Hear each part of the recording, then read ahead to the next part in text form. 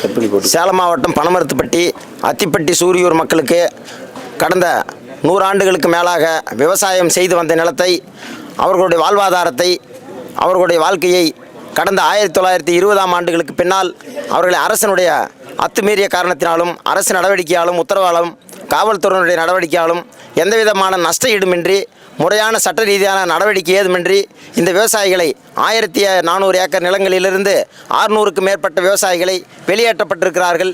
இவர்கள் தொடர்ந்து 20 ஆண்டு காலமாக இந்த நிலங்கள் மீட்கப்பட வேண்டும், விவசாயிகளுக்கு நிலம் கிடைக்கப்பட வேண்டும், நீதி வேண்டும், இந்த நிலங்களுக்கு பட்டா தரப்பட வேண்டும் என்ற கோரிக்கையை முன்வைத்து தொடர் போராட்டங்களை நடத்தி கொண்டிருக்கிறார்கள்.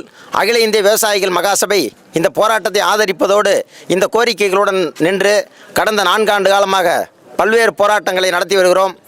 இன்று 2வது நாளாக இந்த இடத்திலே காத்திருப்பு போராட்டம் நடந்து கொண்டிருக்கிறது. தேர்தல் நெருங்கும் நேரம் வந்து கொண்டிருக்கிறது. இப்போது நடந்து கொண்டிருக்கிற இந்த அரசாங்கம் மக்களுக்கு விவசாய நிலத்தையும் வீட்டுமனை பட்டாவையும் லட்சக்கணக்கானவர்களுக்கு வழங்கி வருகிறது. அதே போல் இந்த பகுதியிலே இருக்கிற அத்திப்பட்டி சூரியூர் மக்களுக்கு விவசாய நிலத்திற்கு பட்டா வழங்கப்பட வேண்டும் என்ற கோரிக்கையை முன்வைத்து இந்த போராட்டம் நடக்கிறது. இந்த அரசாங்கத்தை 1920இல் மத்திய அரசாங்கத்தால் அனுமதி பெற்று மாநில அரசாங்கம் இந்த சேலம் மாநகராட்சிக்கு குடி தண்ணீர் பயன்பாட்டுக்காக போடப்பட்ட அரசாணை என்று மாநகராட்சியாலும் சென்னை தலைமை செயலகத்தாலும் கொடுக்கப்பட்ட அரசாணை தகவல் உரிமை சட்டம் கொடுத்தாங்க.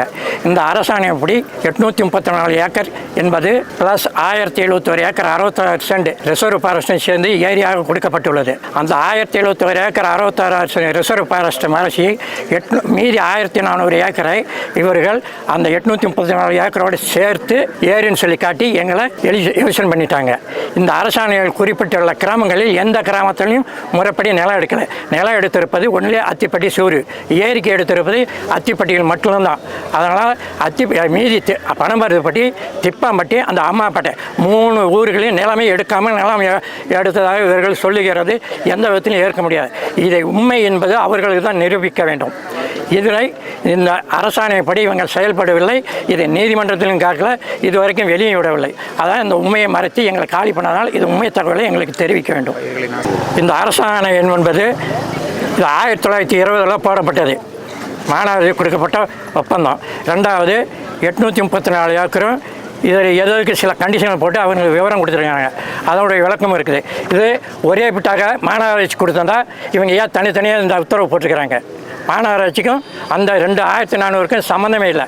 இதனுடைய உண்மையான இந்த அரசாணைய உண்மை இது 1985ஆம் ஆண்டு ஆப்பதிவேட்டு நகல், இதனுடைய புலப்பட நகல் இதுவரைக்கும் வெளியே உள்ள அதையும் வெளியில் காட்டாமல் இந்த ஒரு உத்தரவை மட்டும் காட்டுறாங்க.